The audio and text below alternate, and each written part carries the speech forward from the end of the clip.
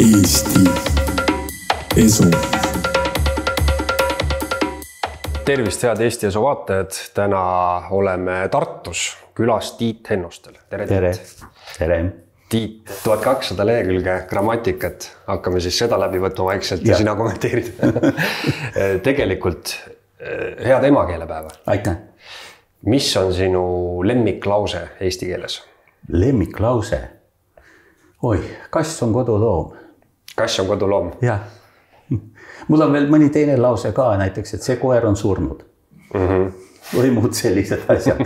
Ma ei tea, miks need... Kasside koertega seotud? Ja, no ma olen kassi inimene, kuigi mul kodus kassi ei ole, aga kuidagi sellised laused nagu tulevad pähe, et kui no mis on lemmiklause, eks ole, mida see võiks tähendada, aga tavaliselt, kui ma pean kuskil tooma mingisuguse näitelause näiteks, eks ole, ja siis toon tavaliselt selliseid lauseid sinna juurde. Kas sa tead, mis on kasside suurim eelis koerte ees? Väiksemad. Ei, kassid ei tee mentidega koostööd. No võib-olla ka. Proovi sa kassi leida lennujaamast nuuskimas. Ei tea iialgi. Kunagi ammuses ajas meil olid kassid, kui ma maal elasin ja siis ma avastasin, et kassid käituvad üsna koerte moodi tegelikult. Et neid saab õpetada ikkagi? Natuke saab õpetada ja minuga üks kass oli näiteks selline, kes saatis mind igal hommikul ilusasti bussi peale, tuli pika maa, tuli bussini ja siis ma läksin bussi peale ja lehvitsin ja tema läks tagasi. Ükskord ronis küll bussi sisse ja siis me püüdsime täis bussis ja kass anti taga otsast niimoodi üle selle siis mulle kätte ja nad on väga sellised teistmoodi. Üks meil olid kassidel pojad ja minu arust oli niimoodi, et ema kass ja tema tütar, korraga olid nagu pojad neil. Ja siis nad hoolitsesid kahekesi vaheldumisi nende poegade ees seal, nii et üks käis väljas hulkumas ja teine hoolitses ja Viimasel ajal olen näinud huvitavaid artikleid sellest, et kui kassi või koera peremees elab üksinda koos oma koduloomaga ja sureb ära kodus ja see laip peab sinna vedelema, siis on vist isegi testitud või mina ei tea, kuidas seda testida, aga et kui kiiresti see nälgiv koduloom hakkab oma peremees sööma. Kassidel pidi minema tund aega. Koerad pidid ikka nälgimise piiril ära ootama ja siis hakkama näksima. Võib-olla ka, ma ei oska ütelda, ma tean näiteks hoopis teistpidist lugu, et oli mulk aeg ära kodust ja kass oli kodus üksinda ja tal oli jäetud krõbuskeid ja vett ja kõike sellist asja. Ta ei olnud selle aja jooksul, ma arvan, me oli vist nädal või 2 ära, ta ei olnud selle aja jooksul praktiliselt mitte midagi söönud. Mitte midagi. Mis ta sõi siis? Ma ei tea, aga kõik oli ilusasti alles kogu see asi ja niipea kui sisse astusime, niipea kihutas selle taldriku juurde ja kukkus kohe vohmüa. Ta ootas luba. Jah, ma ei tea, kas ta ootas luba või... Et sellest ma sain aru, et kassid käituvad natuke teistmoodi, kui inimesed arvavad, et kassid käituvad tegelikult. Kasside juurest minnes korra eesti keele juurde, siis ma ei tea, kas see oli aasta tagasi või millalgi ma rääkisin EKI peadirektori Arviga, kes lükkab väga palju avalikkuse ees muret tekitavaid kohti ümber, et eesti keel on välja suremas, inglise keel võtab eesti keele üle. Tema niimoodi ei usu. Kas sinu arust on eesti keele ohus? Ei, me peame mõtlema, mis asi on ohus. Mu arvates on siin nüüd asjad niimoodi, et kui ma loen neid lauseid kõik, kuidas eesti keel sureb kohe välja või kui eesti keelt ei ole nüüd seal AI-s või kõik kus kohas, siis ta sureb kohe välja ja nii edasi. Mind häirib natukene see, et seal võtavad väga palju sõna inimesed, kellel puudub igasugune teadmine keelest ja keeleteadusest ja sellistest asjadest. Et hakata nüüd välja kujutama ette, et eesti keel sureb välja.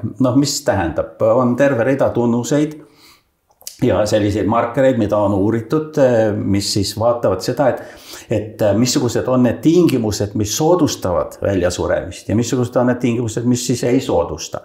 Ja soodustavad või sellele kaasa aitavad üks kõige tavalisem tingimus on selline, et kas keelt antakse üle nagu järgmisele põlvkonnale. Sisuliselt, kas ema ja isa räägivad kodus lapsega seda keelt või räägivad mingit muud keelt. Mina ausalt öeldes ei ole kuulnud, et Eestis oleks massiliselt inimesi, kes oma lastega inglise keeles näiteks räägivad, eks ole. teine asi, mis on see, et missugused on selle keele funktsioonid või rollid, eks ole, ühiskonnas. Noh, mina olen ka rääkinud mitu korda, et teadusega on meil suur probleem, sellepärast et see läheb üle inglise keele peale ja see võib juba hakata midagi mõjutada, aga samal ajal eesti keeli on terve hulk, on ju argikeel, on ilukirjanduskeel, on ajakirjanduskeel, on bürokraatia keel ja nii edasi ja nii edasi. Ja selles mõttes võib-olla isegi natuke ma saan, ütleme, keelekauge inimese vaatest aru, et tema mõtlebki, noh, ütleme, et kui hakkas tulema estonglish, inimesed hakkasid kasutama inglisekeelseid sõnu, nüüd ei ole enam, ütleme, väga ebatavaline, kus kasutatakse tekstis inglisekeelseid lauseid ja ütleme, kui see põlvkond nüüd lapsi saab, siis äkki nad enda lastele räägivadki inglisekeelseid lauseid. Aga ma kahtlen ülimalt, sellepärast, et esiteks see estonglish ei ole üldsegi nii levinud. Kui hakata minema nagu teaduslikult, siis selgub, et neid ingliskeelseid sõnu ei ole seal hoopiski mitte nii palju, neid on üsna vähe. Teine asi, sõnavara on kõige kiiremalt muutuv asi ühiskonna ajaloos. Esiteks eesti keele sõnavaras. Noh, sõnavarast ei saa rääkida, räägitakse tavaliselt tüvedest. Ütleme, kui meil on kool, eks ole, siis noh, koolilaps, nii edasi, sealt saab terve hulk sõnu teha. Ja pooled eesti sõnatüved on juba laenatud ja pooled on nii-öelda oma tüved. Ja oma ei tähenda mitte eesti, vaid oma tähendab seda, et need on siis soome-ugri keelte mingisugused tüvid. Päris oma tüvedeks peetakse enamjaolt ainult niisuguseid onomatu poeetilisi sõnu, mida on eesti keeles hästi palju nagu noh, mingisugune muliseb, fuliseb, soliseb, muliseb, kõik need sõnad, mida on ülimalt raske tõlkida, sest teistes keeltes neid ei ole, eks ole. Nii et see on täitsa loomulik, et seal on tohutu hulk võõrsõnu ja teistest keeltest laenatud sõnu, see on täiesti loomulik asi. Keel lihtsalt seedib nad ära ja muudab neid natukene, kui vaja on, see on üks asi. Teine asi on see, et üldiselt lapsed kasutavad üpris palju sellist slängi, mina ka kasutasin, kui ma olin noor. Nad kasvavad sellest teatud määral välja. Ehk teisisõnu, nende keel läheb neutraalsemaks, kui nad saavad vanemaks. Ja see on universaalne protsess. See kindlasti ei muutu. See võib muutuda praegu ainult selle tõttu, eks ole, et inimesed suhtlevad rohkem internetis. Ja vaat siis säilib nagu see pool sealt selles, noh, nii-öelda selles maailmas tuleb juurde sellise asja. Vaat see on küll niisugune asi, mis on uus ja mis võib hakata seda nagu mõjutama. Kolmas asi keelel, noh, ütleme, et kirjakeel või normkirjakeel, eks ole, mille üle praegu käib see suur kaklus, on käinud kogu aeg. Et see on ju tegelikult ühiskonna nii-öelda masinavärgi või bürokraatia käigus hoidmiseks absoluutselt möödapääsmatu. Selleks ta luuaksegi, et seda rolli täita. Aga tal on üks teine roll veel. Ta on teatud moel keelekaitse. Kuna seal on normingud, seal on reeglid, need hoiavad keelt nii-öelda paigal ja ei lase seda vohavat muud keeleainest seal nii palju nii-öelda võimule. Ja loomulikult, kui see läheb liiga kaugele, noh, see kirjakeel muudest keeltest, siis läheb jamaks, sest inimesed ei saa seda absoluutselt aru enam või ei suuda enam ära õppida seda. Et selle normkeele eesmärk võikski olla see, et on nii-öelda, meil on üks keel, millest kõik saavad ühtemoodi aru. No ma ei tea, kas kõik just, see oleneb haridusest, kuna see on kunstlik keel, mis tuleb ära õppida, me õpime selle koolis. Ja kui nad koolis ära õpivad selle, siis jah, siis me saame sellest kõik enam-vähem ühtemoodi aru ja oskame seda, aga üldiselt ta on, noh, Eestis hakkab vaikselt klassiühiskond kujunema. Klassiühiskonnas on alati niimoodi olnud, et alamad klassid seda eriti ei valda, kuna nad ei saa piisavalt haridust. Eestis näiteks on tekkimas see olukord, kus poisid on palju kehvemini haritud, kukuvad palju kiiremini välja, valdavad tegelikult palju kehvemini seda normkirja keelt, eks ole, kus hakkab tekkima selline lõhe sinna kahe, noh, ütleme siis antud juhul, kui me ütleme sotsiaalne sugu, siis sotsiaalse rühma vahele, bioloogiline sugu, siis bioloogilise rühma vahele selles mõttes. Aga tegelikult on alati olnud niimoodi ka varem, et mehed on niisugused, kes hoiavad üleval niisuguseid murdeid ja selliseid kaldeid ja naised on kõikjal kirjakeelsemad, rangemalt kirjakeelsemad. See on üks väheseid sotsiolingvistilisi universaale maailmas. Kas see tuleb sellest, et naised lihtsalt loevad rohkem? Ma ei tea, kust ta tuleb ilmselt sellest, mis noh, ütleme on teada, et naised on alati palju korralikumad, naised on süsteemsemad, naised õpivad paremini süsteemsemad, naised on süsteemsemad kui mehed on lipaloppa kogu aeg. see on küll täiesti uus info. Ei, see võib olla halb kuulata meil enda kohta, aga pole probleemi. Võib-olla ma seostan sõna süsteemne sõnaga loogiline. Need on eri asjad natukene. Need on natuke eri asjad. Mehed võivad olla loogilisemad, kuigi ma selles väga kindel ei ole. Ausalt öeldes, siin on Eesti Üldkeeleteaduse Instituut ja valdav osa vist 90% siin töötavatest teaduritest ja professoritest on naised. Ja keeleteadus on ikkagi teadus, kus loogika mängib väga suurt rolli ja matemaatika. Ma küll ei ole täheldanud, et mu kolleegid oleksid kuidagi kehvema loogikaga siin need naisterahvad. See on natuke niisugune klišee või niisugune aga klišeedel alati kuskil on nagu tõepõhi all. Ei tea, ma ei ole väga kindel, et alati on tõepõhi all. Et selle taga võib ikkagi olla ka see ühiskonnas niisuguse patriarhaalne või see arusaam, eks ole. Aga kuni selleni välja ütleme, et tõesti jah, kui me hakkame mõtlema, et on ütleme mingisugune teadus, kas või see sama loogika, kui teatud süsteem, kui teatud teadus, kui teatud mõtete ja võtete süsteem, muidugi see on meeste loodud. Siin ilmas, see ei tähenda seda, et ainult mehed seda valdavad, või mehed oleksid selles paremad. Seda ma hästi ei usu. Aga süsteemsus tähendab ikkagi seda, et ma hoian korda paljude erinevate asjade vahel ja suudan neid paigal pidada. Ja. Kui mina kunagi eesti keelt õppisin, siis ma võtsingi kõrvale ajakirjandust, sest mulle see keeleteadus hakkas, see läks nagu liiga metasse, ütleme niimoodi, liiga metasse, mind huvitas keelekasutus rohkem ja siis see ajakirjanduse poolelt sai nagu seda. Aga rääkides ajakirjandusest, ma töötan meediamajas, mitte küll ajakirjanikuna, aga ma näen neid tekste ja ma näen, kuidas inimesed meilides omavahel suhtlevad. Ja ma tahaks küsida seda, et seoses tehisintellekti arenemisega minule tundub, et ma vahepeal üllatun, mida inimesed peavad heaks tekstiks või heaks keelekasutuseks ja mis mulle tundub, et see on ju täielik jama, inimesed ütlevad, see on nii ägedalt kirjutatud või nagu nii loominguliselt ja mingisugused, ma ei tea, arvamuslood või sellised on ju. Et seoses tehisintellekti tulekuga, kas see oht võib olla, et lihtsalt mingi hetk inimesed ei saagi enam aru, mis on hea keelekasutus ja me kõik olemegi harjunud lugema sellist, ütleme, seda, mida tuleb praegu ChatGPT-st, mis ei ole nagu väga kuidagi loominguline või äge. Et see, mis on hea keelekasutus, seal on alati olnud niisugused erinevad arusaamad ja Räias laastus võib öelda, et on kaks niisugust keset või, mis põrkuvad.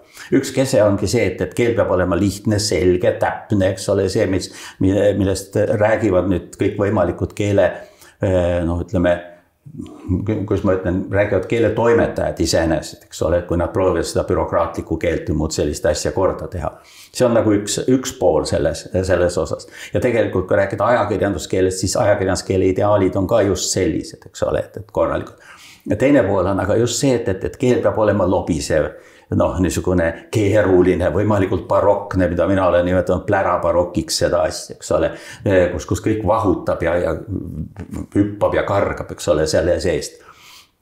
Ja sinna vahele kusagile tekib nagu niisugune kummaline kiht, ühelt poolt on see siis, ta ei ole plärabarokne, ta ei vahuta nii palju, aga ta on ka selline keerukas ja pikkade lausetega siis bürokraatia keel, eks ole, sinna vahele. Nüüd bürokraatia keelt üldiselt peale bürokraatide keegi heaks ei pea. Ja isegi bürokraatid ise ei pea seda enamasti mitte heaks. See on nagu täiesti mingi nende enda välja mõeldud süsteem. Aga see on ülemaailmne hullus.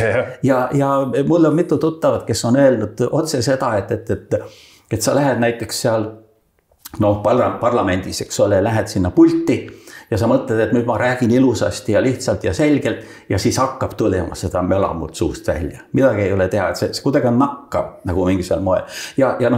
Aga need mõlemad, need keerukad variandid on nagu sellised, et inimestel on tunne, et kui sa keerukalt midagi ütled, siis see on nagu sügavam. See on niisugune huvitavam ja nii edasi ja nii edasi ja nii edasi. See on see point, mida mina pean kehvaks keelekasutuseks, aga inimesed tihti, nad näevad seda vahutamist või seda ja nad ütlevad, wow, milline äge tekst ja nagu toondu. Minu arust on see täiesti mõttetu. Ja kuni selleni välja, eks ole, et lihtne tekst, eks ole, lihtlausetega tekst, see on loll tekst, seal ei saagi olla sügavaid mõtteid. Midagi nii lolli annab täiesti välja mõtelda kohe selle seest. Kusjuures on terve rida õpetajaid, kes ka arvavad, et vaat selline lobisemine on nagu see tõeliselt hea või huvitav. Ja osalt on siin, ma ei saa öelda nüüd, et keegi sellest süüdi oleks otse. Eestis ei ole vist päris uuritud sellist asja, aga kusagilt läbi hägu mul tuleb meelde, et USA-s, Ameerikas on nagu uuritud just seda, et kuidas õpetajad suhtuvad sellesse ja seal selgus, et väga paljud tahavad sellist pära ja peavad seda nagu heaks keeleks. Meil vist, mina ei tea, et oleks nagu seda eraldi uuritud, eks ole, selle seest. Aga samas jällegi, kui hakata nüüd nagu kooli vaatama, siis sageli öeldakse lihtsaid asju seal, et ära korda, vaheta sünonüüme, eks ole, kogu aeg vaheta sünonüüme, et kord keegi ütles, lausus, sõnas, karjus, õiendas ja nii edasi ja nii edasi. Seda ma mäletan sellest ajast, kui ma õpetasin ajakirjanikke, et uudises, kui ma ütlen, keegi ütles, see on neutraalne, aga kõik muud ei ole neutraalsed asjad ja üldiselt tuleb neid vältida. Ja siis tuli kogu aeg rookida inimeste ajust välja seda, ära vaheta sünonüüme, ära vaheta sünonüüme. Teadused on samamoodi. Kui mul on mõisted mingisugused, ma ei saa kasutada seal sünonüüme, ma pean kogu aeg kasutama neid samu asju. Eks siis siin on niisugused, mitmed niisugused erinevad asjad jooksevad kurvalt kokku kahjuks. Ja tegelikult on ka terve hulk kirjanikke, kes armastavad niisugused plätravat stiili natuke. Ja minu jaoks on alati Jaan Kross selle niisugune ideaalnäide, et kelle laused venivad nagu lohed, ei tea kus koha pealt, kus ta algab ja kuhu ta lõpeb ja mida ta õieti nüüd öelda tahab siis sellega. Ja see hea keelekasutus ongi, see on kuskil seal vahel balanss, et sa pead ütlema mõtte edasi andma võimalikult lihtsalt, aga see lihtsus, selles lihtsuses nagu peab peituma võlu, et sa saadki aru, et kui laps õpib kirjutab lihtlausetega, siis see ei ole sama, kui on 30 aastat kirjutanud kirjanik, kes kasutab ka lihtlauseid, aga lihtsalt see tema kasutus on ikkagi kuidagi nagu hea keele kasutus on. Sest kui mina kirjutan teksti, üldiselt spontaansed tekstid, kui inimene spontaanselt kirjutab, siis kipuvad tulema sellised pikad laused näiteks. Mõte voolab ja siis panen punkti sinna, kus see voolamine lõpeb, eks ole. Kuigi lapsed kirjutavad kirjandeid kunagi ammu, ma ei mäletaks, ma olen seda kuskil rääkinud, ma olin siin samas Treffneris nagu asendusõpetaja ja siis panin lapsed kirjutama ümberjutustust. Oli siuke jaapanlase teivas hüpe, see oli ühest sellisest jaapanlasest, kes tal olid puuteibad, jäigad. Ja siis ta pani selle teiba sinna auku, siis ronis nagu arav mööda seda teivast üles ja hüppas teisele poole maha. No pärast seda tehti reegel, et teivast ei tohi lahti lasta, eks ole. Aga sellest oli siuke lugu ja nad püüdi ümber jutustama. Ja sealt tulid väga huvitavad laused, et see lause algas niimoodi, et siis võttis see jaapanlane teiba, võttis hoogu ja hakkas minema ja siis ta läks ja jõudis sinna auguni ja siis ta ronis mööda seda teivast üles ja siis, kuni ta maha kukkus tolksti sinna. Aga küsimus on selles, et see on niisugune mustand, see on toor tekst, eks ole, see on see, mida me kõik teeme, kui me spontaanselt kirjutame. Ja vaat siis, kui mina hakkan kirjutama näiteks, mida ma ka õpetan, kui on vaja õpetada, et nüüd võta need laused tükkideks ja tee nüüd neist niisugused laused nii, nagu need võiksid ideaalis olla ja seo nad siis oma vahel ära. Nii et seal võib jääda minul näiteks järele mõni pikk lause ja teine niisugune 2 sõna ainult. Ole sinna juurde. Nii et... Ja see tuleb ka sellest, et tihtipeale võib-olla peetakse just kui osava keelekasutaja märgiks, et ta kirjutab tohutult pika lause, aga kui loetav see tegelikult on selle ise ette. Seal on see vahe, ma võin teha pika lause, kui ma tahan, aga see on see, et ma võtan selle spontaanse lause, teen ta katki ja siis teen uuesti pika lause, mis on juba nii-öelda balansseeritud, mis on paika aetud, kus on süsteemsus, kus on oma loogika sees, eks ole selles. Ja üldiselt tunneb selle ära, kui sa oled vähegi nagu asjatundjas, sa tunned selle ära, et kas see on spontaanne pikk lause, nii nagu inimesed teevad või mitte. Ja see on üks kõige olulisemaid probleeme, olen ma saanud aru õpetajate jaoks koolis, et kui need lapsed kirjutavad näiteks midagi, nad ei taha toimetada. Nad ei taha redigeerida. Nad tulevad ja ütlevad valmis. Kas sa vaatasid selle läbi? Ei, mul on valmis. Ja see on see sama spontaanne, niisugune must tekst, eks ole, selle sees. Ja see jääb külge. Sest reaalselt on niimoodi, et korralik keel algab ikkagi sellest, et ma toimetan, mõtlen läbi, vaatan sellele tekstile veel otsa 1, 2, 3, 4, 5 korda, kui vaja on. Ja see lihtsuses peitub võlu põhimõte tuleb minu arust juba hästi välja ka kokanduses, kus võib-olla algaja kokk mätsib ühele lihatükile 12 erinevat maitseainet, siis ta saab meistriks ja kasutab ainult soola pipart. Ja see on, mul tuli hoopis teisest maailmast nagu praegu meelde, et kunagi kus ma aru sain nagu mingil moel sellest asjast hoopis teisest maailmast, et olin laps, ma olin maal ja siis mootorrattakiiver, eks ole, ja siis tollal oli komme neid nagu illustreerida niimoodi ja siis ma tegin ühele sugulasele siis sinna kiivri peale, lõikasin siis sellest kleeplindist või nagu see oli sinine lint oli, lõikasin välja, kuju, eks ole, ja panin sinna peale ja siis tuli keegi teine ja ütles, et tee mulle ka, aga mulle tee parem. Ja vaat siis ma panin niimoodi, et tal oleks nagu terve hunnik neid ja siis vaatasin sinna otsa ja mõtlesin nii.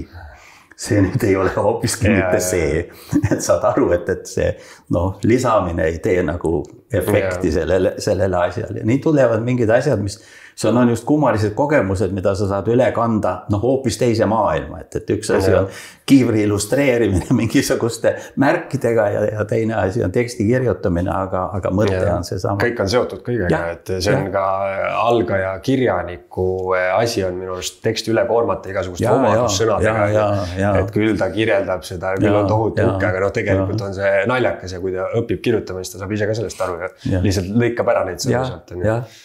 Aga kas sina oled kuidagi selle tehisintellekti just keelekasutuse osas murelik või kas see võib nagu meie siin inimeste keelekasutust mõjutada tugevalt? Tähendab, ta kindlasti mõjutab. See on täitsa selge, sest täitsa selge on see, et me sellest ju ei pääse. Ütleme, et see välja, kujutad ette, et kõik nüüd lõpetavad selle kasutamise ära, eks ole. Nii. Aga nüüd on küsimus nagu mitmes asjas. Üks asi on selles, et kui palju ta nüüd on saanud siis seda eestikeelset teksti sinna sisse, eks ole. Aga tegelikult ei ole vaja minu arvates üldsegi mitte palju teksti alati, vaid mitmekesist teksti, erinevat teksti. Et kui see, kui ta saab näiteks ainult ajakirjandustekste, eks ole, see on selline nullkeel. Ja siis ta hakkabki tootma meile neid nullkeelseid tekste, ta ei oska teha. Kui talle seda sama plära barokki sisse sööta, siis ta hakkab tootma seda tüüpi tekste seal, eks ole, sellises keeles tekste. Kui ta saab palju ilukirjandust, kus on ikkagi ju kujundid ja natuke peenemad nüansid välja mängitud ja nii edasi.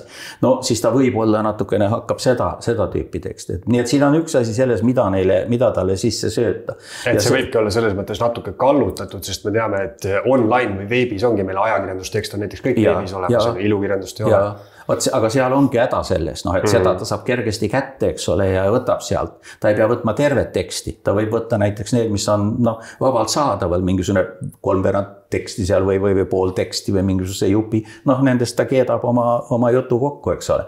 Aga masin on loll, ega masin ei mõtle, et see on nüüd ajakirjandustekst või midagi muud. Ta loob selle põhjal oma keelekasutusmalle, et see on nagu üks selline asi. Mis siis nagu toimuma hakkab teine, aga minu jaoks praegusel hetkel vähemalt palju hullem asi on see, mis käib nagu inimese mõtlemise kohta. Ma rääksin enne, et ma kirjutan selle mustandi ja siis ma toimetan ja nii edasi. Aga see mustandi kirjutamine tähendab ju seda, et ma mõtlen. Ma teen vigu, ma teen lollusi, ma pean, siit läks nüüd täiesti viltu, ma pean nüüd uuesti kirjutama, eks ole, ma teen mingid märkmed, seejärel tõstan neid edasi tagasi, eks ole, arvutis. Kui masin teeb mul selle ühe ropsuga valmis, siis kogu see protsess läheb kaduma, aga see on see, mille just keelelise mõtlemise protsess. Ja mina kardan väga, et inimeste ajutegevus sellega lihtsalt taandub, mitte kohe, aga vaikselt, mida rohkem ma annan lihtsalt sisendit talle, et okei, sisend on vastik sõna. Sisendit talle, et davai, kirjuta mulle nüüd see või teine tekst, eks ole, valmis ja siis vaatan üle, vaatan siit ja parandan mõned vead ära ja käib küll, eks ole, see asi. Et seal näen mina niisugust suuri probleemi. Ja kolmas probleem võib olla ka selles, et kui ta väga palju nüüd tõesti internetitekstide peale hakkab töötama, siis seal on tegelikult ju, internetikeel on niisugune kummaline segu iseenesest. Seal on tsaariliku kirjakeelt, eks ole, nii edasi. Teises otsas on see, chatikeel, mis on mingisugune segu kirjalikust keelest, suulisest keelest ja siis chatis juurde tulnud uutest võimalustest, olgu need siis emojid või mingisugused tehnikaga, tehnilise poolega seotud niisugused nipid või võimalused, eks ole.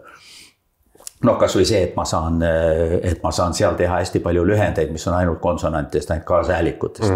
Et suulises keeles ma neid teha ei saa, sest neid ei saa hääldada. Lihtsalt mul on vaja seal täishäälikuid vahele panna selles maailmas. Ja sealt võib tekkida selline huvitav täielik mingi metaolukord, et ütleme, kui AI võtab enamasti ajakirjanduskeele enda keele aluseks ja siis nüüd me võtame ajakirjaniku, kes laseb enda artikleid kirjutada sellel ja siis inimesed hindavad keelekasutust selle põhjal, et sealt tekib siuke iseennast õgiv siuke süsteem ja noh, keegi ei mõtle lõpuks ise. Ja kuna ma saan sealt sellise teksti, mis nagu mulle sobib, eks ole, siis see on okei, see on korras kõik, eks ole, selles maailmas. Aga lisaks sellele, kui ta võtab neid netikeele asju sealt, siis tegelikult on seal ikka tohutus koguses lihtsalt vigu, tõesti kõige tavalisemaid vigu. Noh, mitte see, et ma mängin ortograafiaga või tõesti, et need on ortograafia vead, olgu nad siis juhuslikud löömisvead või siis see, et ma lihtsalt olen loll ja ei tea, kuidas kirjutada, eks ole, ja kirjutan vigadega, just nimelt vigadega. Ja kui see läheb nagu sinna sisse, siis ma ei tea, kui palju see aju seal kokku hakkab jooksma, eks ole, aga mingisel hetkel ta peab hakkama tegema mingeid otsuseid.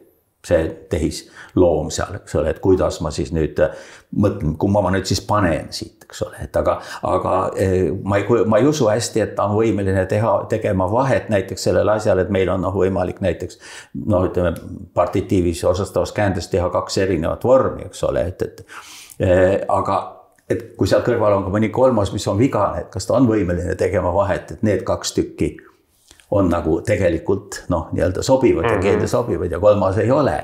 No nagu a la, et kanu ja kanasid. No näiteks kanu ja kanasid või hoopis kannu.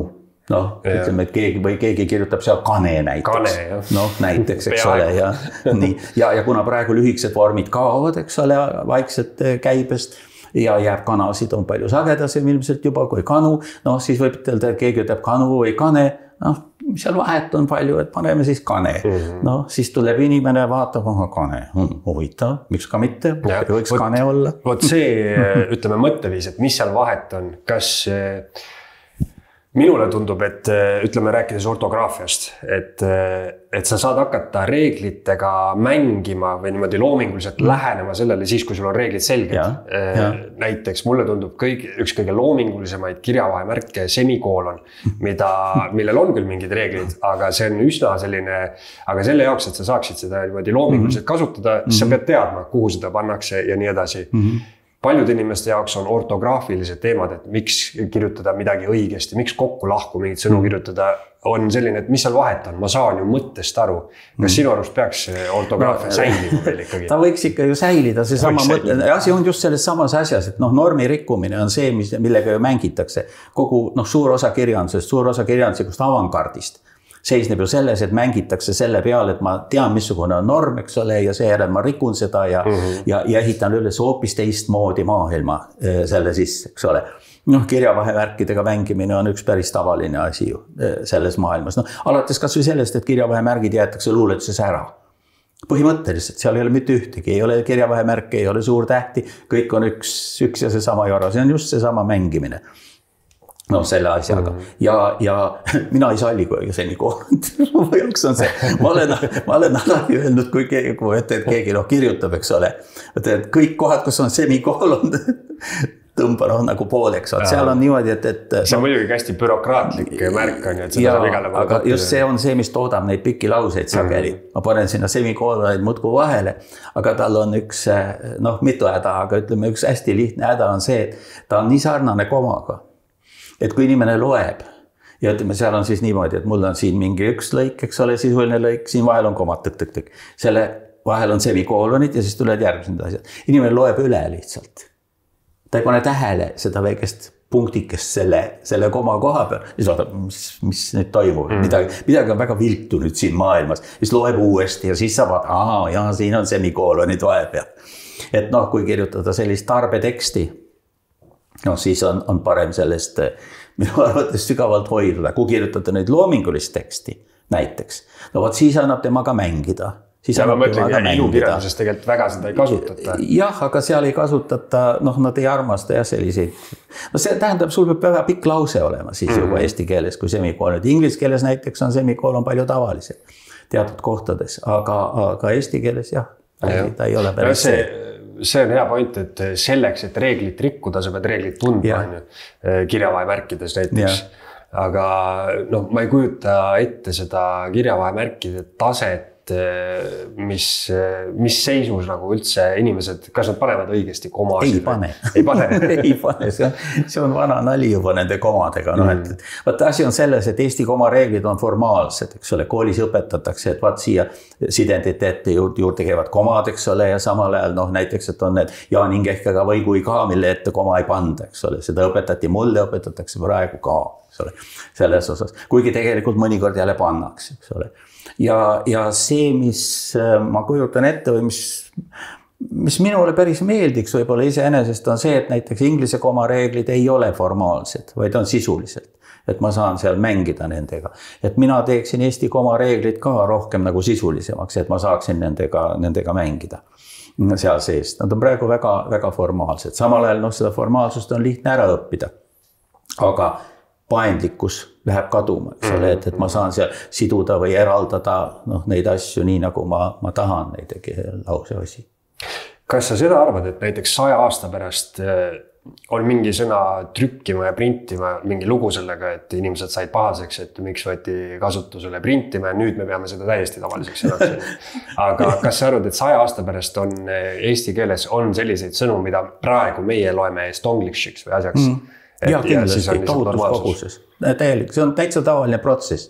Kusagil 14-17 sajandini tuli eesti keelte meeletus koguses alamsaksa ja saksa laene. Suur osa nendest sõnadest, kõik alates sõnast kool ja lõpetades sõnaga, ma ei tea, mis asi, eks ole, need on kõik saksa sõnad tegelikult, mis vaikselt saavad nagu eestipärase kuju vaikselt, eks ole, alguses juba praegu tegelikult on niimoodi, et kui inimesed seda ingliskeelset sõna võtavad, siis nad ju käänavad ja pööravad neid sõnu eestipäraselt. Nad panevad sinna eesti lõpud külge. Seejärel kaovad sealt vaikselt ära mingid võõrhäälikud või sellised häälikukombinatsioonid, mis ei ole eestipärased, eks ole. Kas või see sama kool, saksa Schule, Eestis ei ole seal SCH-d seal. Ja sellest saab ka ja ongi kõik. Nii et see on täiesti loomulik ja tavaline protsess, et niimoodi läheb. Lihtsalt praegu see ma ei tea, inimesed kuidagi haakuvad nendesse üksikutesse sõnadesse ja et mis siin nüüd toimuma hakkab, mis tuleb nüüd, kui neile öelda, et just juba ütlesin, et meil on pooled sõnad nagu nii laenatud, et siis et see ei tekita minus nagu mitte mingisuguseid emotsioone või niisuguseid ehmatusi. Need tõmbavad tähelepanu, sest selles mõttes, et see on ju tavaline, et kui ajakirjanik paneb mingi pealkirja või kirjutab mingi artikli ja seal on mingi estonglishi sõna sees, siis ta ikka saab sõimu selle eest, et õpi eesti keele ära. Muidugi paneb tähele ja sealt tuleb ilmselt ka see, et inimestele tundub, et seda on nagu meeletult palju, eks ole, et tegelikult hea küll, väikeste poiste keeles on palju, aga kui vaadata lähemalt, siis nüüd on väga sageli niisugused arvutimängude mingisugused terminid või mõisted, eks ole. Mäng tuleb, mäng kaob, tuleb uus mäng, tulevad uued sõnad ja see vaene hing ei mäleta aasta pärast enam neid vanastest sõnadest mitte midagi. Nii on, see on täiesti loomulik ja tavaline protsess. Ja sõnavara muutuks. Tängisõnade üks definitsiooni osa ongi see, et nad on kiiresti muutuvad ja tulevad ja kaovad. Okei, seal on muidugi teistsuguseid ka, ütleme mingisugune õps või mata või mate või jonna või niisugused koolisõnad, eks ole. Need on juba enne teist maailmasõda olid olemas eesti keeles. Inka. Aga need ka, enamik neist kaob väga kiiresti ära lihtsalt siit. Ja ma ei oska selles nagu mingisugust erilist probleemi näha. Ma saan aru küll, et see ärritab paljusid inimesi niisugusel kujul, aga mind ta ei häärita. Tõsi küll, mõnikord on niimoodi, et ma pean vaatama järele, et ma ei saa aru, mida see inimene ütleb, kui seal on mingi selline sõna sees, ingliskeelne sõna, mida mina ei tea, sest ta minu leksikoni ei kuulu, eks ole, ja seetõttu ma ei oska ka öelda või siis teine, et ta on mingisugune inglise või kas arvutimängu või mingisugune subkultuuri sõna, mis on küll mulle tuttav, aga mis on seal hoopis teises tähenduses, eks ole. Ja siis ma vaatan. Eesti keel, mulle tundub, et eestlastele mõjub enam-vähem samamoodi nagu mets, et kui keegi selle kallale läheb, siis siis see meile ei meeldi. Aga... Mina ei ole metsainimene. Sa oled mereinimene. Mina olen mereinimene. Mereinimene. Kassi ja mereinimene. Tiit, anna soovitusi, kuidas saada heaks keelekasutajaks? Toimeta. See on esimene asi. See on nagu teksti kirjutamise asi.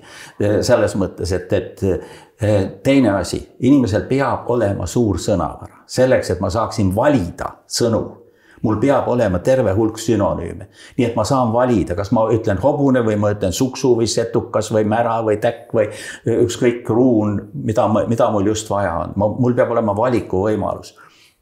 Aga see tuleb ainult sellest, et mul on sünonüüme. Ja mitte ainult siis sõnavaralisi sünonüüme, vaid ka grammatilisi sünonüüme. Et ma tean näiteks, et mul on see lühike ja pikk morfoloogiline vorm. Et ma saan valida, kumb nagu mulle parajasti sel hetkel sobib. Et see on nagu üks asi, mis peab olema. Kui seda ei ole, siis on väga raske ju mitmekesiselt kirjutada. Ma saangi kirjutada ainult primitiivset teksti. Ja siis tuleb see, mis ma ütlesin, toimeta. Et esimene tekst on alati kehv. Ma kirjutan lühikesi esseid või kolumnid sirpi, ma ei tea, iga pooleteist kuudaka või ühesõnaga, see kolumnistid käivad seal ringi ratast niimoodi. Okei, see on hästi lühike tekst, see on mingi 1,5 lehekülge umbes. Ja samal ajal ma kirjutan selle igal juhul 3-4 korda läbi. Et ma kirjutan ta esialgu valmis, seejärel ma tõstan neid asju paigale ja siis vaatan ja silun seda veel. Ja selle toimetamise puhul on minu jaoks nagu 2 asja, mis mina nagu soovitan. Üks on kompositsioon. Sorry, aga äärmiselt palju tekste on äärmiselt halva kompositsiooniga. See tähendab, et seal ei ole tõuse, seal ei ole langus, et seal ei tule see point või see tuum ei tule korralikult välja. Seal ei ole korralikku algust, mis veab mind sisse. Seal ei ole lõppu, mis ütleb, nüüd siia ma nüüd panin mingisuguse poändi või pläraka, eks ole, selle seest. Et see on, mul on selline ussiteooria, et tuleb kirjutada nagu selline madu, et vaat siin on see peamine, siis tuleb veidi lõdvem koht, siis jälle peamine, eks ole, ja teine on see biu. Et ma alustan kuidagi niimoodi tugeva pauguga, siis läheb asi alla ja siis lõppu panen jälle sinna nagu ülesse. Ja minu nagu suur osa minu ajast lähebki selle peale, et ma tõstan neid lõike seal ringi ja ringi seni kaua, kuni ma jään rahule sellega, et mismoodi see tekst liigub, eks ole, selle see. Ja essee puhul on tõesti, ma kujutan ette, et see ussi kulgemine on palju ägedam kui klassikalise uudise tagur. Ja see on, uudis on kinda formaadiga asi. Pauguga ja eelda, et keegi väga enam ei loe pärast juht. Et edasi ei loe keegi või siis loeb esimesed 2 lauset veel sealt otsa ja siis ta aitab küll, eks ole. Aga kui ma kirjutan esseed või ma kirjutan mingisugust ka, ütleme, kui ma kirjutan teaduslikku teksti, seal on jälle teine asi, sest seal on omad normid ja omad nõudmised, mis seal peab olema sissejuhatus, tausta ülesehitus, eks ole, siis andmed ja meetodi kirjeldus, analüüsid. See on kindel struktuur lihtsalt, mida sa pead täitma. Selles. Sa ei saa teisiti, sest su teksti ei avaldata, kui sul ei ole neid kõiki osi seal olemas. Aga kui on vabam tekst, siis jah. Aga põhiline on see, et ma toimetan, et ma otsin neid sõnu. Ja üks asi, mida mina otsin, sageli veel on rütm, et ma tahan, et lausetes ja tekstides oleks nagu mingisugune rütm. Ja seda on nüüd, mu käest keegi küsib, ma ei oska seletada, mis see on, aga ma tajun, et siin peab olema niisugune või teistsugune, et see lause peab lõppema niisuguse sõnaga või et see lause peab olema just nii pikk, et siis nagu läheb asi liikvele. Aga selle rütmi peab nagu igaüks ise enda jaoks vast leidma või välja mõtlema või mis sulle talle sobib, et see on niisugune individuaalne asi. Aga kompositsioon näiteks ei ole individuaalne asi, toimetamine ei ole individuaalne asi. Rütmitaju ja sõnavara, see ikkagi tuleb puhtalt lugemisest? See tuleb puhtalt lugemisest. Sest ega tavaline suuline keel, ütleme, või ka chati keel, need on tegelikult üsna vaesed, iseenesest. Võt keelel on üks niisugune omadusi, et keel käib selle tsipi seaduse järgi, see on nii nagu niisugune kaar. Et siin üleval otsas on sõnad, mida kasutatakse väga palju ja mis samal ajal annavad meile näiteks umbes 1000 sõna, katab ära laiast tekstikorpusest 80%. Või esimesed 100 sõna katab näiteks ära mingisugune 50%. Et me kasutame väga väheseid sõnu tegelikult väga tihedalt ja palju ja siis teisi sõnu väga vähe ja väga harva, eks ole. Aga nüüd vaat see sabaots on see, mis annab selle hea teksti ja kust ma pean neid otsima. Ja suuline keel on selles mõttes oluliselt lihtsam, et seal see sõnavara ongi väiksem iseenesest, et me räägime nii kiiresti, me räägime 2-3 sõna sekundis ja me ei suuda lihtsalt selle kiiruse pealt neid keerukaid sünonüüme näiteks välja mõelda, nad ei tule meile pähe, eks ole, selle seest, et seal on palju rohkem niisugust tavalist asja. Ja ma pean lugema elukirjandust, ma pean lugema esseistikat, eks ole, ja sealt vaatama ja neid sõnu endale niimoodi kusagile pähe või kas või kusagile alateadvusse kogu. Mõtlesin praegu, et kindlasti on ajakirjanduskeel on tohutult muutunud ka seoses selle tasulise ajakirjandusega, et ütleme, kui sul vanasti oli see, et sa pidid kõige tähtsama ära ütlema ja kui sul nüüd on see, et sa saad natuke lugu lugeda, siis sa pead tellimuse tegema, et siis tegelikult sa ei saa nagu seda nagu marja sealt ära anda, sa pead tekitama huvi, aga selle jaoks, et see inimene ostaks selle artikli, siis on ju. Ja, aga see on natuke petekas tegelikult, sest ajakirjandus on kogu aeg olnud tasuline. Me ei saa aru, kus kohal see imelik mõte on tulnud. On see, mis on maksumüüri taga, eks ole. Ma olen mitu korda mõelnud, et kus niisugune jabur sõna on tulnud kasutusse. Ma saan aru küll, millest see pärineb. See pärineb sellest hetkest, et ajakirjandus ühel hetkel läks lolliks peast. Ja arvasid ajakirjanikud, kui varem oli ju niimoodi, et müüdi lehti, eks ole. Reklaam oli see, mis andis osatulu ja müük andis teise osatulu. Siis kui tuli internet, siis järsku hakkasid mõtlema terve karimaailmas. Et nüüd tulu tuleb ainult siis sellest reklaamist, eks ole. Nii. See kukkus täielikult läbi. See idee kukkus täielikult läbi. Ja seejärel hakati minema siis tagasi selle tasulise ajakirjanduse, mis on ju loomulik. Ajakirjanik tahab ju palka saada. Kus kohalt inimene tuleb selle peale, et talle tuleb anda ilma rahata ajakirjandust. See tuleb ainult, kuskil on see mälus, et aga kunagi anti ju ilma. Lollid olid, et andsid. Said ise aru, et lollid olid, kohutut kahjumid tulid sisse nii Eestis kui mujal, eks ole, selle asjaga. Ja nüüd on see loomulik, aga vahe on küll jah selles, et kui näiteks oli paberajakirjandus, eks ole. Mul on see tekst ju seal ees tervikuna. Vaatan algusest, see on huvitav, ma vaatan siit lõpust võib-olla midagi veel, eks ole, ühesõnaga ma hüppan edasi-tagasi. Vaat seal ma ei saa hüpata, kui ma ei ole maksnud. Aga paberi eest ma olen ka maksnud iseenesest. Aga seal on lihtsalt see, et ma pean selle alguse kirjutama siis tõepoolest selliseks, et see ärataks võimalikult suurt huvi, et inimene tahaks sealt nagu edasi vaadata. Paberlehes oli niimoodi, et ma ei pea seda algust niimoodi huvitavaks tegema, sest inimene saab seda nimetatakse sisenemiskohtadeks, eks ole, et ma teen väljavõtteid ja muid asju, et annan palju erinevaid sisenemiskohti inimesele selles või vahepealkirjad või muud sellised asjad. Selles mõttes on seal see kirjutamine teistmoodi, jah, aga... Meediamajas muidugi, jah, et siuke klassikaline arusaam, et lugeja maksab ajakirjanikule palka on muutunud sellest, et tegelikult reklaamiklient maksab ajakirjanikule palka. Jah, mõlemad maksavad. Ma ei tea palju praegu, kui suur vaheprotsent praegu on, eks ole. Väga tugevalt kallutatud ilmselt reklaami poole on rohkem kallutatud, lihtsalt inimeste käest ei saa kuigi palju rohkem võtta, eks ole, selles maailmas.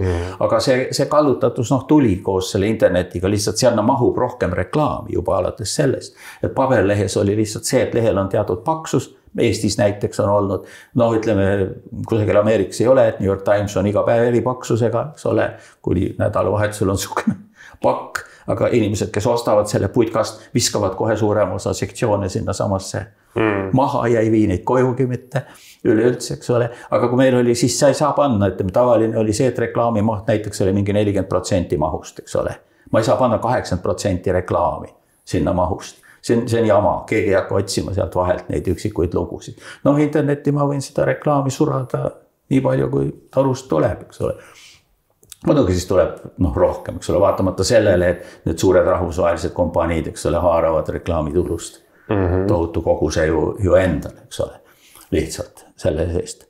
Aga ikkagi mina küll ei arva, et ma peaksin tasuta saama ei, see on uudiseid. Normaalne. Ma maksan kõik need paketid, kuigi vihastan alati ja siis ütlen Luigele, mis ma arvan tema pakettidest jälle. Ja selles mõttes, et... Nagu pakutakse paketti, et tavai, et nüüd me muutsime su paketi ära. Et vaat seal oli mul, ütleme näiteks päevalehteks oli mingi... mis seal on Delfi, ütleme Express, mis neil seal komplektis on. Nüüd me muutsime sul selle paketi ära, et natuke tuleb hinda juurde, aga selle eest saad 15 naiste ajakirja peale. See on vau, aitäh! Õnneks me oleme Õhtuleht, nii et meil niisugust jama ei toimu. Siin pole nagu niisuguseid teisi asju sinna külge sokutada eriti, ma ütleks.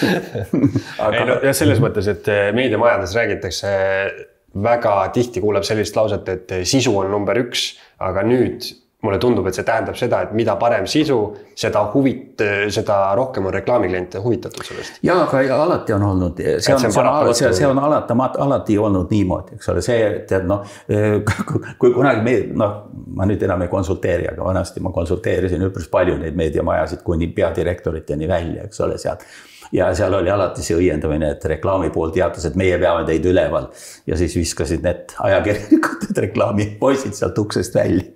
Mul ära tule siia mingit jama ajama, eks ole. Aga see on kogu aeg niimoodi olnud, et mul on hea sisu, järelikult inimesed tahaksid seda sisu tarbida, järelikult selle juurde ma saan rohkem reklaami panna. Ei ole vastupidi, et ma panen rohkem reklaami ja siis inimesed hakkavad tarbima seda sisu, see on ju nonsense.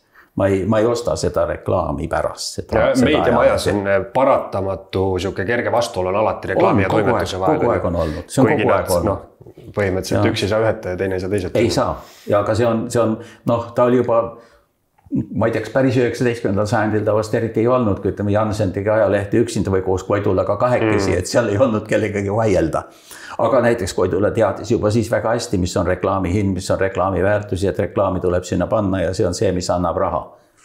Seda on tema kirjades täiesti nagu näha ja olemas. Aga vastuolud tulid juba 20. sajandi algupoolel, hakkas tööstuslik ajakirjandus, nõukogude ajal kadusid ära, sellepärast, et ei olnud reklaami sisuliselt seal sees. Siis tulid jälle kohe tulid tagasi. Huvitav, et kusjuures minuga juhtus siuke asi millalgi siin natuke aega tagasi, et minuga võttis ühendust üks inimene, kes plaanis anda välja ilukirjanduslikku või sellist populaarteaduslikku raamatut ja sinna vahele reklaami müüa. Et seda trendi ma tegelikult ei ole veel nagu näinud, et me kuskile mingi romaani vahele see järsku vaatad uusi tosse endale. Seda ei ole olnud jah, niisugust päris. Populaarteaduslike raamatute puhul ma vist isegi olen näinud nüüd Eestis, aga näiteks ütleme ka sõjaelises vabariigis oli näiteks niimoodi, et ka kultuuriajakirjadesse müüdi reklaami, mida praegu näiteks ei ole, et kusagil seal näiteks Loomingu või kaane peal võis olla täiesti nagu reklaam. Sinna sisse jah, eriti ei müüdud sellist asja, aga müüdi küll jah, niisugust teatud reklaami sinna vahele, aga nüüd päris jah ilukirjanduse vahele, siis see peab olema, kellelgi äkki oli, praegu ei löö ette. Ma kuulsin seda esimest korda. Keski tegi sellise triki, et ta pani sinna vahele, aga mul ei tule praegu meelde, ma võin valetada, selle peaks üles otsima. See oleks lihtsalt avangardistik trikk siis, et ma panen sinna vahele. Kuidagi viis, ma ei tea, leida enda raamatule finantsi taha või midagi sellist. Aga seda on ikka nähtud, et kirjastus näiteks paneb siia enda reklaami teiste raamatutega.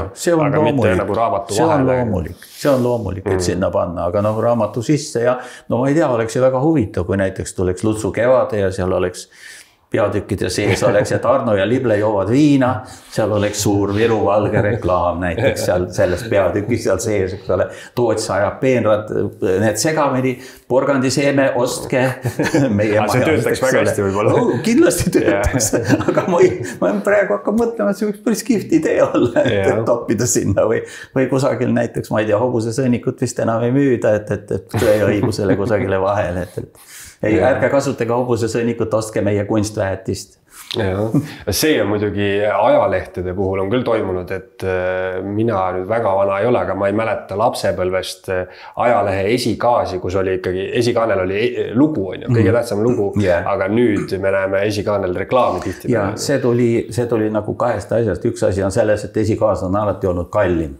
noh, tähendab, sealt saab rohkem raha. See on kõikjal samamoodi.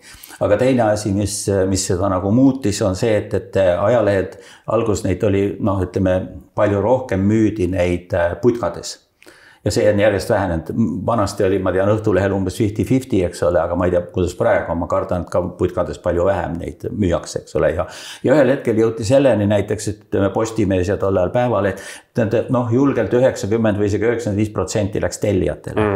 Neid ei müüda. Et siis sa ei pea putkas seda tähelepanu saama. Sa ei pea saama mitte midagi, sul ei ole vaja seda lihtsalt ja sa võid selle rahulikult välja müüa. Nii et noh, see inimene paneb ta kodus laua peale ja see vahib see reklaam plärakas talle sealt kogu aeg vastu, eks ole. Ja kui ta seda 5 päeva vaatab juhuslikult, siis äkki ostab ka midagi. Nii et seal taga on lihtsalt see puhtalt. Aga mis seisus sinu arvates Eesti ajakirjanike keelekasutus on? See kindlasti kõigub kõvasti, aga siuke üldine... Kõigubki, see ongi, et ta kõigub. See ongi, et ta kõigub väga kõvasti. Et seal on niisuguseid ju, ütleme näiteks Ekspressis kasvõi on ikkagi väga häid kirjutajaid tegelikult ka, ütleme Postimehes on, Päevalehte pole enam, eks ole.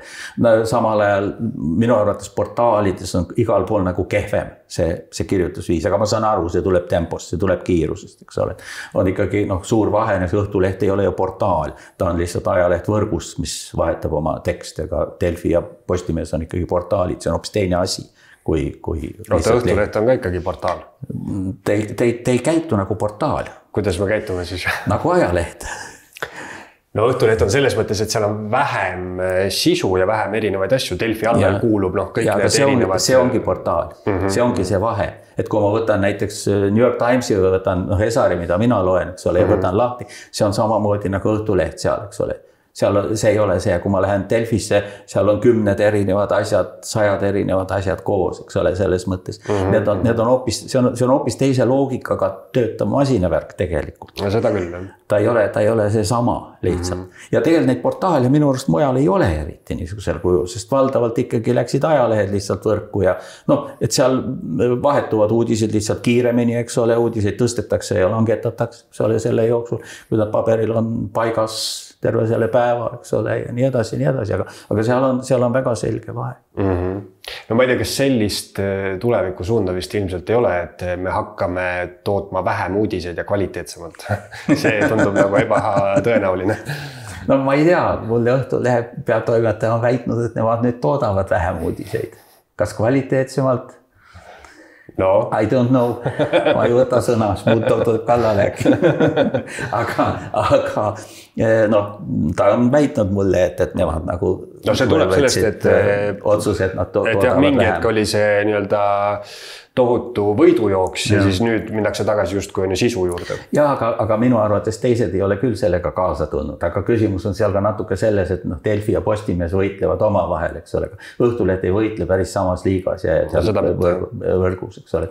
Ta võib endale lubada nagu teistmoodi käitumist natukene, nii nagu ERR-i, mis on ka tegelikult portaal, eks ole, seal. See elab hoopis teistmoodi elu. Ta ju reklaami ei müü, reklaami ei kasuta, eks ole, ja ehitab hoopis teistmoodi ennast üles. Aga seal võitluses, nad on ikka veendunud, et mida rohkem sa paiskad seda välja, seda parem on. Algoritmid jälle võib-olla ütlevad siis neile ette, et vot nüüd näed, see teine portaal läks ette praegu. Sisuliselt, kui masin juhib seda. Sellest lihtsalt puhtalt ühikute sisust võib saada prügimägi, on ju. Aga paratamatult, kui inimene käitub, tema tähelepanu on niimoodi, et kui kogu aeg tuleb midagi juurde, siis sa lihtsalt lähed sinna külastama. Aga siis tuleb küsida, et kui palju on inimesi, kui tihti näiteks üks inimene käib, eks ole, seal. Mitu korda päevas. Ütleme, minusugune hull käib 10 korda võib-olla, aga tavaline inimene läheb võib-olla hommikul korra, vaatab lõuna ajal, eks ole, ja võib-olla õhtul korra sinna otsa, eks ole. Muidugi inimesed on erinevad ja ta on selles, et nad käivad eri aegadel lihtsalt ja seetõttu tuleb hoida kogu aeg mingit nivood seal. No see on selles mõttes on see natukene arusaadav, et kui ma tean, et näiteks sina paned Facebooki iga tund uue pildi, siis ma ilmselt käin sinu profiilil rohkem, kui ma tean, et sa paned 6 korra ühe pildi. Ma ei käi üldse Facebookis. Millal sa viimati postitasid ühe pildi? Mitte kunagi peale postitasid. Ei olegi veel? Mitte kunagi. Aga kas sul see konto on? On küll, sinna tuleb aeg-ajalt kirju jälle, et sul on need ja need sõbra pakkumised ja sul on need ja need asjad, ma kustutan selle ära sealt ilusasti ja ma käisin solvub siis. Asi on kurat võtaks. Mõnega olen küll jah, mul on olnud seal näiteks, et ma tean, et üks Soome professor, kes oli minu jaoks nagu õpetaja, eks ole, ja kui ta saatis sinna, et sul on selle sõbra valves ma talle kirjutasin mulle, et Tauli vaata, et ma ei ole tegelikult seal, et ära pahanda nüüd, eks ole. Aga kui seal mingisugused mulle suvalised inimesed kirjutavad, siis mul on ka suva. Ma tegin selle kunagi jah, siis kui see hakkas alles tulema ja veidi hiljem, ja minu käest hakati küsima, ma tahtsin teada, mis asi seal sees on. Ja siis ma käisin seal ja vaatasin, et see ei meeldi mulle absoluutselt. Ja ma ei lähe sinna lihtsalt ja ma tunnen ennast väga hästi, ma arvan, et ma ei jää mitte millestki ilma peale lolli sõimu, mis sealt tuleb või niisuguste emotsionaalsete karjatuste või muid asjade, et kui seal midagi tõesti on olulist, siis tegelikult kuna suur osa ajaleheportaalidest, eks ole, tegelikult parasiteerib selle some peal. Lihtsalt, nad on alla andnud, nad on loobunud ajakirjandusest, nad on lihtsalt someripatsid selle seest. Siis ajakirjanik üldiselt siiski eristab ära, mis on oluline, mis ei ole oluline või vähemalt kamba peal eristavad ära, kui üks ei erista. Siis need tõstetakse ikka sinna üles ja tuuakse välja. Ma saan selle sealt kätte juba nii-öelda valitud materjali.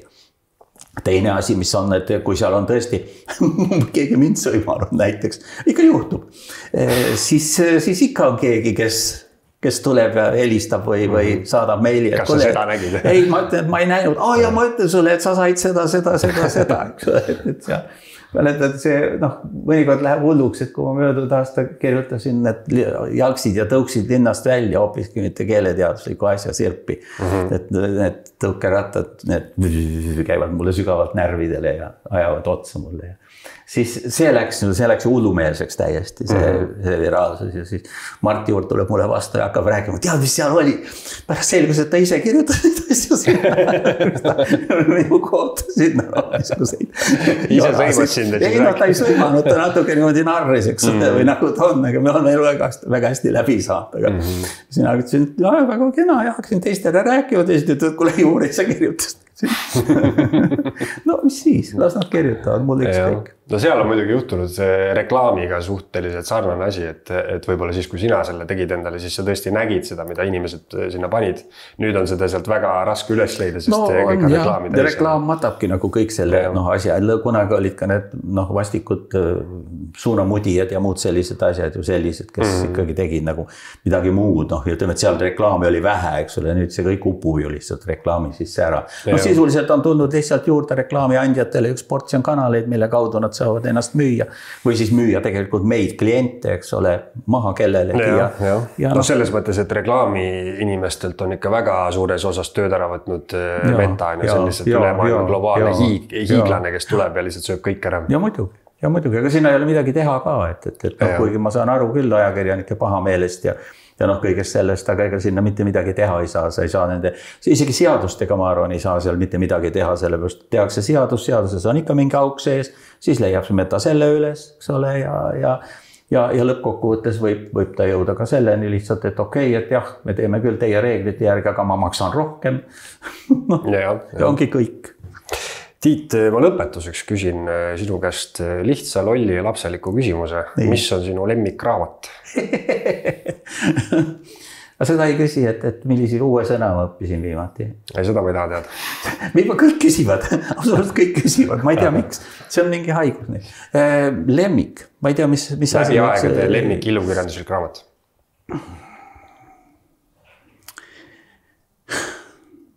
Neid ei ole päris üks. Aga kui ma hakkan mõtlema, siis üks on näiteks suvi, mitte kevade, vaid suvi, just nimelt, mida ma olen X korda nagu üle lugenud, eks ole, selles maailmas. See on kindlasti üks selline lemmikraamat, mis mul on. Teine on Bulgakovi teatriromaan. Mitte Meister ja Margarita ka, aga just teatriromaan. Minul Meister ja Margarita lemmik. No Meister ja Margarita on ka. Aga teatriromaani ma arvan, ma olen rohkem lugenud läbi iseenesest, aga vene keeles mõlemad, mitte eesti keeles. Tõlked ei ole halvad, tõlked on head, aga vene keeles on ikka natukene teine asi. Ja tegelikult on Šveik ka ikkagi. See on ikkagi jäänud ka kusagilt lapsepõlvest. Seda ma mäletan hästi, ütleme kevadet ja suve, suve vist mitte, aga Kevadel toeti meile ette, noh nagu kodus isa luges ette õhtuks lapsena, aga Šveigis ma mäletan hästi seda, et see oli ju peidetud kodus ära kusagile tollel, no rockraamat ja nii edasi ja ma sain ta kuskilt kätte ja ma istusin köögis, mul on täpselt meeles, mul on ikka visuaalne mälu iseenesest, et ma istusin köögis, ma olin põlvili tooli peal seal laua ees ja ma lugesin hommikuni, kuni ma ta läbi sain, noh niimoodi järjest, tundide kaupa lihtsalt. Aga ta on siiski niivõrd hea tekst, sõjavastane tekst ja niivõrd hea, et seal ei ole nagu midagi ütelda selles mõttes. Aga on veel siuksed raamatud, mida ma uuesti kunagi ei ole üle lugenud, nagu ei julge lugeda. Et nagu, ma ei ole näiteks 100 aastat üksindust üle lugenud, et see oli tohutu vapustus. Selle esimene kordne lugemine. Kusjuures ma just mõtlesin selle peale, mul seisab ta riiulis ja ma olen ainult ühe korra seda lugenud, aga ma mõtlesin seda uuesti nüüd hakata lugema. Ma ei julge, ma mõtlen, et kaob ära, et kui on niisugune suur vapustus, et sa ei taha nagu, üldjuhul teisel korral nagu kipub asi, eriti minusugusel filoloogil, et sa hakkad mõtlema, aha, siin ta teeb seda ja ma ei loe parem. Ma parem ei loe üle. See võib minna kahte suunda, et mõnikord sa saad nagu veel rohkem avastad sealt. Ja, kindlasti saab. Aga mõnikord on nagu nende filmi järgedagagi, tuleb teine film ja siis on, ei oleks peanud tegema. Ei, mul midagi väga eripärast ei ole selles maailmas. Aga selge, igatahes tõmbame kokku ja suur aitäh sulle. Nii, ja võta heaks. Aitäh. Mulle meeldis see selge seal lõpus. Selge on su lemmiksõna. Ei, see ei ole lemmiksõna. Mu lemmiksõna on sõna ja lõis. Aga siis selgega on see lihtsalt see nali, et see on tegelikult lõpetamise marker suulises keeles. Tähendab, see ei tähenda seda, et asjad on selged. Selle pärast saavadki kõik naised mu peale pahaseks, kui ma seda ütlen selge. Minu jaoks on see okei. Kõik lõpetatud, eks ole. Ja kunagi üks aastat tagasi pidasin ühte koolitust teles, Eesti televisioonis, RR-is siis. Ja siis ma rääkisin neile sellest. Ja siis üks karjatas, et issand jumal, nüüd ma saan aru, mis ma valesti teen. Kõik hakkavad umbes koli kokku korjama. Asi lõppenud, mis sa enam seletad siin. Nii on, aga siis jah, aitäh sulle. Nii, okei, olge terved. Eesti Esu.